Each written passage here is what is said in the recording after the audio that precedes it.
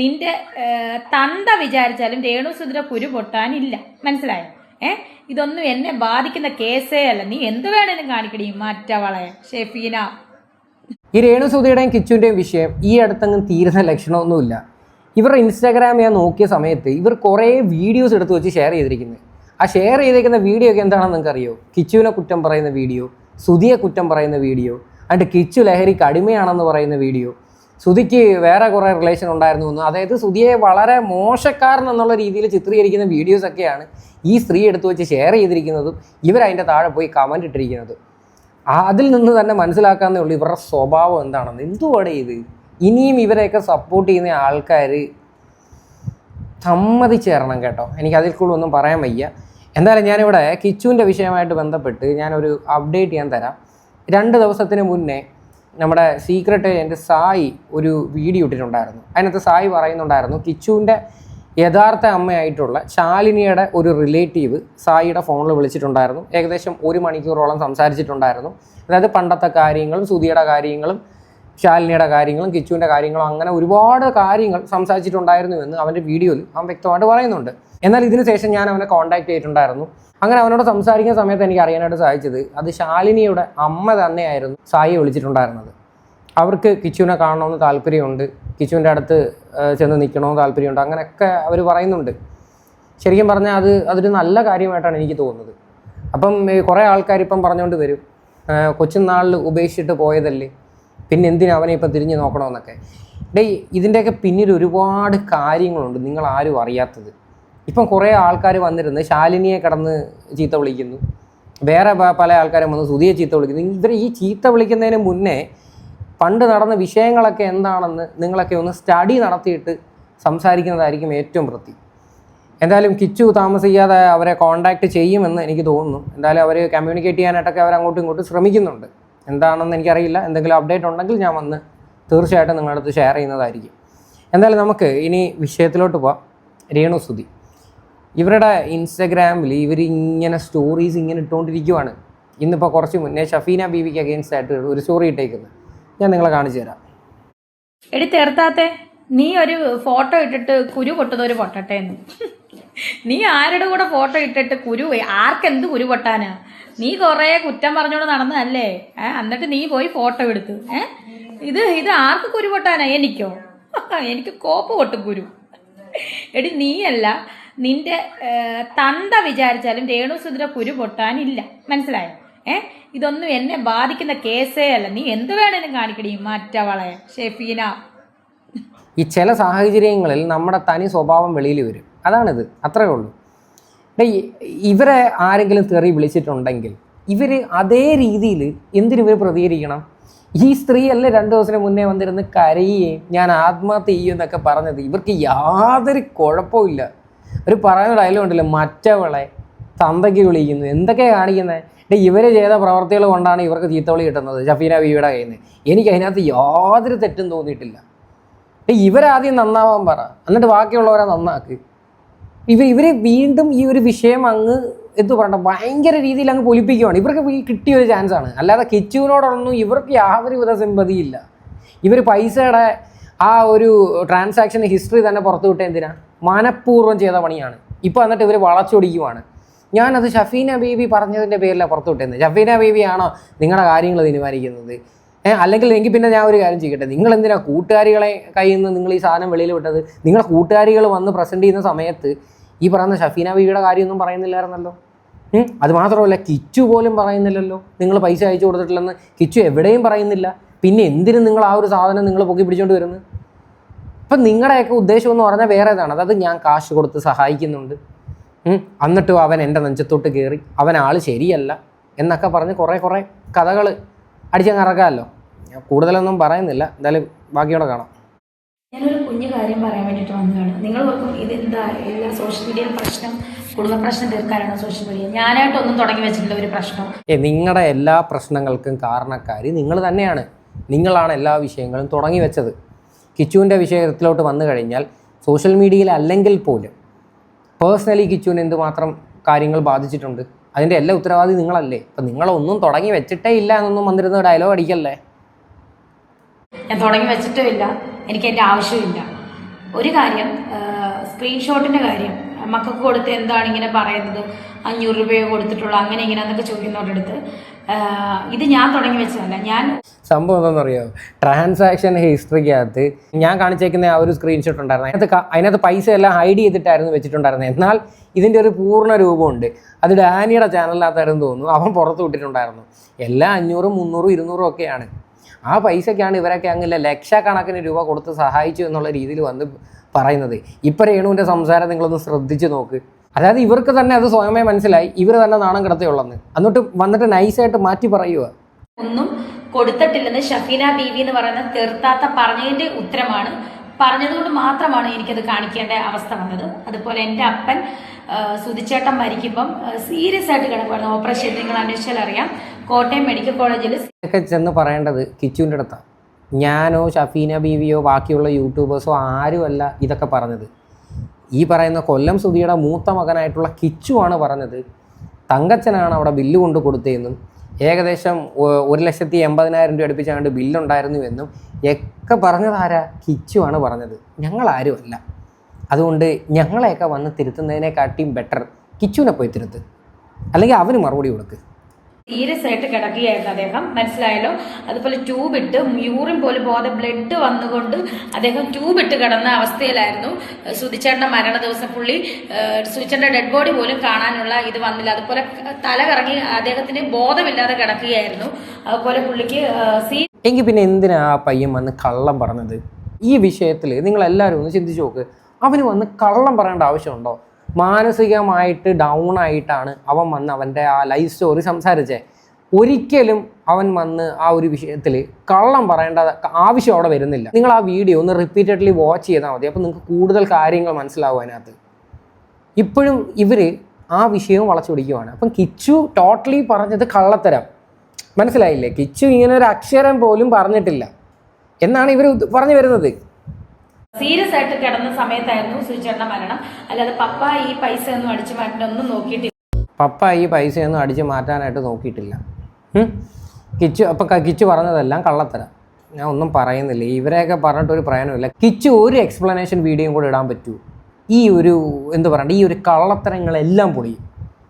അവൻ ചെയ്യാതിരിക്കുന്ന നിങ്ങളെയൊക്കെ മാന്യത എന്ന് എനിക്ക് പറയാനുള്ളൂ. ഒരുപാട് പോസ്റ്റുകൾ ഷെയർ ചെയ്യുന്നുണ്ട് കേട്ടോ. അതിനകത്ത് ഒരു പോസ്റ്റ് ഞാനിവിടെ സൈഡിൽ വയ്ക്കാം. ഇത് ഋതുൽ രാജ് എന്ന ഋതപ്പൻ, സുധിയുടെ ഭാര്യ രേണുവും നിങ്ങളെല്ലാവരും കൂടെ രേണുവിൻ്റെ കുറ്റവും കുറവും കിച്ചുവിൻ്റെ കുറ്റവും കുറവും നിരത്തുമ്പോൾ ആ 2 കൂടപ്പിറപ്പുകളെയാണ് അകറ്റിയത്. ഞങ്ങളാരുമല്ല അത് അകറ്റിയത്. രേണുവിൻ്റെ വീട്ടുകാരും കൂടെ ചേർന്നാണ് ഇവരുടെ ഇടയിൽ ഒരു അകൽച്ച തന്നെ ഉണ്ടാക്കിയത്. ആ പയ്യൻ എന്തുകൊണ്ടാണ് അവിടെ നിന്ന് ഓടി രക്ഷപ്പെട്ടത്? അവൻ അവിടെ ഒരിക്കലും അഡ്ജസ്റ്റ് ചെയ്ത് പോകാൻ പറ്റാത്തൊരു സാഹചര്യം വന്ന സമയത്താണ് അവൻ അവിടെ നിന്ന് മാറിയത്. ഇപ്പോൾ കുറേ ആൾക്കാർ വന്ന് വീഡിയോ ഇടുന്നുണ്ടല്ലോ, കൊറോണ സമയത്തെങ്ങാണ്ട് അവൻ ലഹരിക്ക് അടിമയായിരുന്നു. ആ വീഡിയോ ഒക്കെ രേണു എടുത്ത് വെച്ച് ഷെയർ ചെയ്തിട്ടുണ്ട്. അവൻ അങ്ങനെ ഒരു ദുശീലം ഉണ്ടെങ്കിൽ അത് തിരുത്തേണ്ട ഉത്തരവാദിത്വം ആർക്കാ? നിങ്ങൾക്കും ഉണ്ട്. നിങ്ങളാണ് അവരുടെ ഗാർഡിയൻ. അപ്പം അത് നിങ്ങളുടെ റെസ്പോൺസിബിലിറ്റിയാണ്. തിരിച്ചും ക്യാഷിന് വേണ്ടിയും സ്വയം ജയിക്കാൻ വേണ്ടിയും പലരും പലതും പറയുമ്പോൾ ആ കുഞ്ഞിനെ ആരും ഓർക്കുന്നില്ല. അവൻ്റെ കൂടെ വീടാ, അവൻ്റെ കൂടെ അച്ഛനാ സുധി. ആ ബന്ധം രേണുവിനും ഉണ്ട്.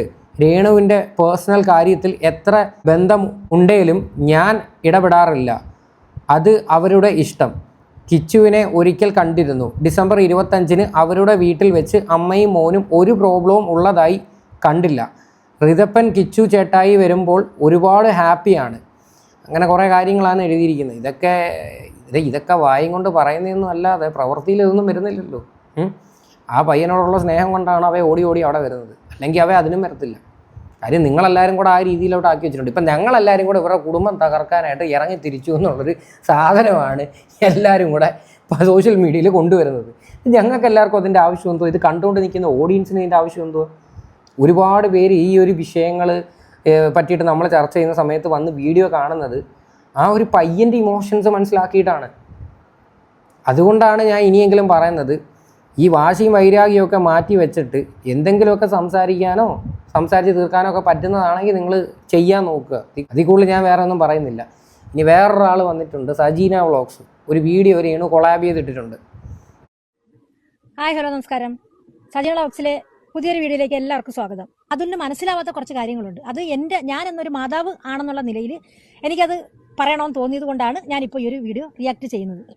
കുറെ പൈസ വാരി കൊടുത്തു കഴിഞ്ഞാൽ ഓക്കെ ആവും. സ്നേഹം, കെയർ, നല്ലതും ചീത്തയും പറഞ്ഞു കൊടുക്കുന്ന ഒരു പാരന്റ് ആയാലും നീ ഒരു അമ്മയാവത്തുള്ളൂ.